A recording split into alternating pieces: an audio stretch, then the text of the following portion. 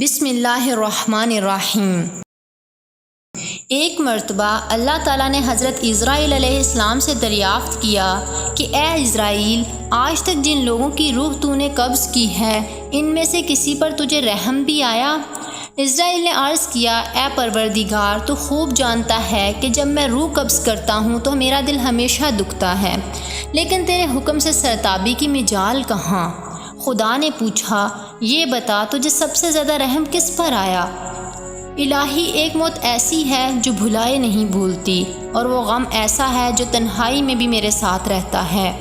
ایک کشتی مردوں اور عورتوں سے بھری ہوئی سمندر میں سفر کر رہی تھی۔ تو نے حکم دیا، اس کشتی کو فنا کر دے۔ میں نے کشتی کو پاش پاش کر دیا۔ تو نے فرمایا، سب مردوں اور عورتوں کی روحیں قبض کر لو، لیکن ایک عورت اور اس کے نوزائیدہ بچے کو چھوڑ دے۔ میں نے اس حکم کی بھی تعمیل کی، سب کی جانیں قبض کر لیں۔ ایک بہتے تختے پر ماں اور اس کا بچہ رہ گئے، اور پھر وہ تختہ سمندر کے کنارے پر پہنچ گیا۔ میں اس ماں اور بچے کی جان بچ جانے سے بہت خوش ہوا، لیکن پھر تیرا حکم آیا، اے اسرائیل، جلد ماں کی روح قبض کر اور بچے کو اکیلا چھوڑ دے۔ اے باری تعالیٰ، تو خوب جانتا ہے یہ حکم پا کر میرا کلیجہ کام کیا تھا۔ مجھے اس شیرخوار بچے کی اس ماں سے الگ کر کے جس قدر تکلیف پہنچی تھی، اب اس واقعہ کو ایک مدت بیت چکی ہے، لیکن وہ بچہ برابر یاد آتا ہے۔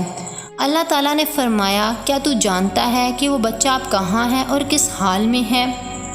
پھر اللہ تعالیٰ نے فرمایا، اے اسرائیل سن، جب تو نے ماں کی روح قبض کی اور بچے کو تنہا چھوڑ دیا تو ہم نے سمندر کی ایک موج کو حکم دیا کہ اس کو بہت احتیاط سے ایک ویران جزیرے میں ڈال دے۔ اس جزیرے میں ایک سرسبز اور گھنا جنگل تھا، جہاں صاف شفاف میٹھے پانی کے چشمے بہتے تھے اور بے شمار پھلدار درخت تھے۔ اس جزیرے پر ہم نے اپنے فضل و کرم سے محض اس بچے کی خاطر لاکھوں خوشنما اور حسین پرندے بھیجے، جو ہر وقت چہچہاتے اور نیا راگ الاپتے تھے۔ ہم نے چنبیلی کے پھولوں اور پتوں کو حکم دیا کہ اس بچے کا بستر تیار کرو، تاکہ وہ اس پر آرام سے نیند سوئے۔ ہم نے اسے ہر خوف اور خطرے سے محفوظ کر دیا۔ آفتاب کو حکم دیا کہ اپنی تیز دھوپ اس پر نہ ڈال۔ ہوا کو فرمایا، اس پر آہستہ آہستہ چل۔ بادلوں کو حکم دیا، اس پر مینہ نہ برسا۔ بجلی کو ہدایت کی کہ خبردار، اس نے اپنی تیزی نہ دکھانا۔